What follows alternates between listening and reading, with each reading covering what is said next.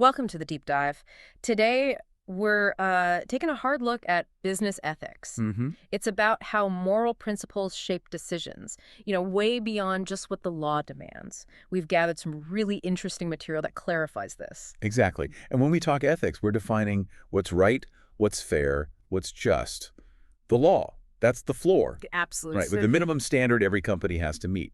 But being truly ethical means aiming higher, prioritizing fairness, respect, responsibility, even when it's tough Mm-hmm.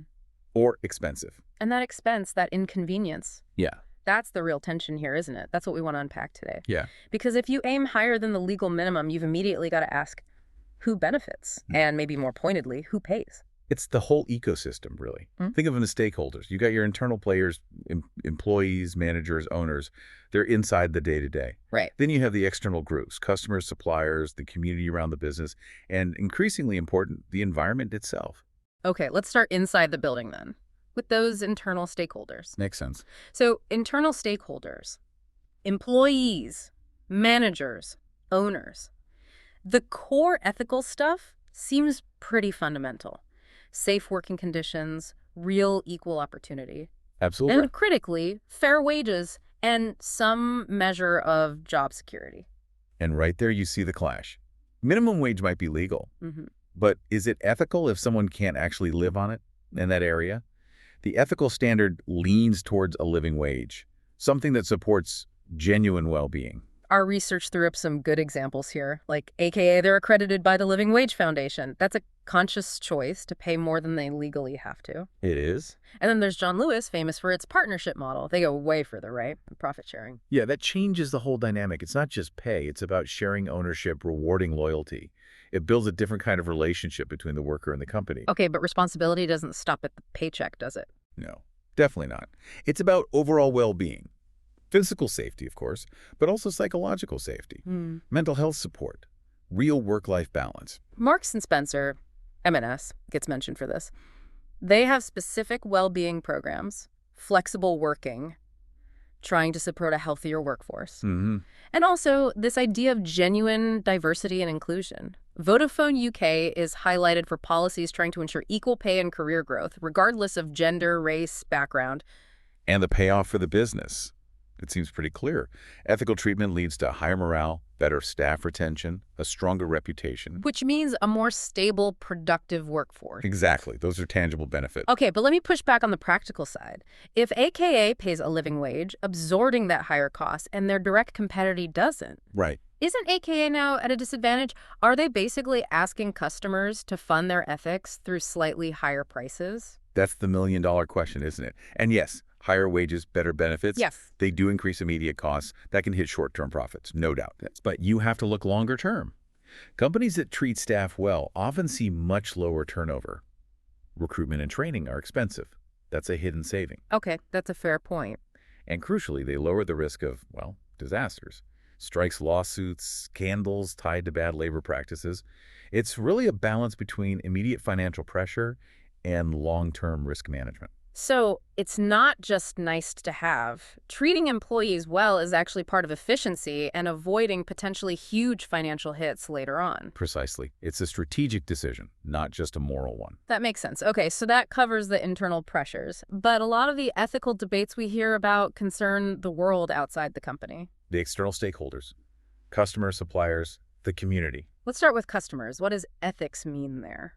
Fundamentally, it means delivering what you promise. Quality products, honest marketing, no misleading stuff, fair pricing. Right, because things like false advertising or hidden fees, they just destroy trust. Instantly.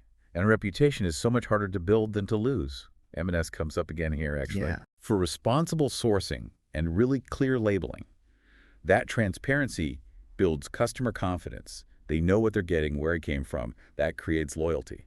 Okay, but you mentioned suppliers. That seems like where things get really complex. Oh, definitely. The supply chain is a huge ethical minefield because it's often vast, global, and kind of hidden from daily view. So what's the ethical approach? Prioritizing fair sourcing. Committing to sustainability standards for suppliers. Paying them fairly and critically paying them on time. That keeps them healthy, too. The co-op is mentioned for supporting fair trade. That means they're deliberately choosing suppliers who meet certain ethical labor and environmental standards. Yeah, they see it as fundamental to how they do business. But that cost pressure we talked about internally, it must be even worse here, right, on a global scale. Magnified. Absolutely. There's always temptation to squeeze suppliers for the lowest price. Which can lead to... It can force suppliers, especially in developing countries, to cut corners.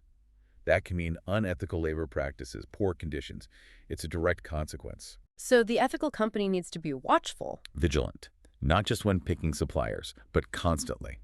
Auditing, checking, ensuring standards aren't slipping just because of cost pressure. It's ongoing work. And then there's the local community. Right. Businesses are physically in communities. They create jobs, yes. They might support local charities like Greg's Foundation, helping with food donations and education. That's the positive side. But the flip side is the responsibility to minimize the negatives. Pollution, traffic, noise. If you ignore the community's needs or concerns, Bad PR. bad BR, definitely, but also real resistance, blocking expansion plans, making it hard to operate. It can seriously impact the business locally. Okay, we've touched on people, employees, customers, communities, and the profit angle. But the environment, that feels like the massive ethical challenge right now. It is. Environmental responsibility is huge, and it demands real, sometimes costly, commitments to sustainability. Is the environmental frontier, as you said. So what does that look like in practice? Well, the big goal is minimizing your footprint. That breaks down into things like waste management, energy use, how you source materials. Let's take waste. Reducing pollution, cutting down on packaging, using sustainable resources. Exactly. Tesco, for example, brought in reusable packaging. But they also work with their suppliers to cut waste across the whole chain. It's systemic. And energy. That's linked directly to climate change. Huge link. Businesses use enormous amounts of energy. The ethical move is investing in renewables, solar, wind, and just constantly improving energy efficiency everywhere. Feminist again. Demness again, yeah. They committed to 100% renewable energy across all their stores. That's a significant step to cut their carbon footprint. And sourcing materials. Things like timber, cotton, palm oil. Crucial. You can't just ignore where this stuff comes from anymore. Take Unilever. What do they do? They focus heavily on using sustainably sourced palm oil. The goal is specific. Prevent deforestation, protect wildlife habitat. Because if you don't, Massive reputation damage, yes. But more importantly, you're causing irreversible environmental harm. That's fundamentally unethical. then there's the really big one, cutting carbon emissions overall. Net zero targets. That's the most ambitious part. Yeah. Setting those targets for, say, 2040 or 2050, it means huge investment. Electric vehicles, optimizing logistics globally, funding carbon offset programs that actually work. Amazon's aiming for net zero by 2040. A massive undertaking. It requires completely rethinking how they operate, from the delivery van on your street to their global data centers. Huge upfront investment. And connecting this back, you mentioned external stakeholders. Does this environmental action actually pay off with customers? The evidence suggests yes. Businesses making these visible, genuine investments attract and retain eco-conscious customers. And that segment is growing. So it's not just virtue signaling. It's about keeping your customer base relevant for the future. It's smart business, as well as the right thing to do. Okay, so we've gone through employees, customers, suppliers, the planet. And every single time we bump up against this issue. Cost. The cost of doing the right thing. It is the core tension. And we shouldn't downplay how difficult it is. Better environmental policies, great well-being programs, paying a living wage, it all requires significant money up front. Right. And that directly increases operating costs. It can squeeze profits in the short term. So how do you sell that to shareholders? It sounds like short-term pain for maybe long-term gain. But how does that gain actually show up on the balance sheet? It shows up in, I'd say, two main ways. First, risk mitigation. Meaning? An ethical company is just less likely to face crippling fines, PR disasters, or major supply chain blowups. Why? Because their practices are stronger, less exploitative to begin with. I see. Avoiding just one massive scandal can save far more money than years of slightly higher ethical operating costs. It's like buying insurance through good conduct. Okay, avoiding disaster. That's one. What's the second? Brand equity and differentiation. Think about it.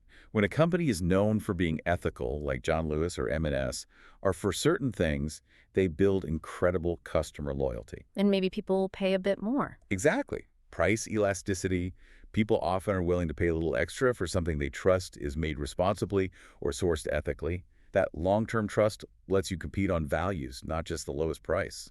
So it shifts the whole game from just selling stuff to building a relationship based on that ethical promise. Precisely. It's powered by that commitment. This has been fascinating. It really shows ethics isn't some fluffy add-on, it's an active strategy. It governs how businesses treat everyone, from their own staff to the planet itself, going far beyond just legal minimums. And we've seen real examples, Tesco with waste, Vodafone on pay, Unilever on sourcing. They show that while that cost tension is absolutely real, you can be profitable and responsible. It just requires a long-term view and proactive risk management. Which brings us back to that invisible value you mentioned. We know these ethical investments cost more in the short run, but they build trust and reputation. So here's something to think about. We talked about attracting eco-conscious customers, that's clear. But what are the other specific ways that a strong ethical reputation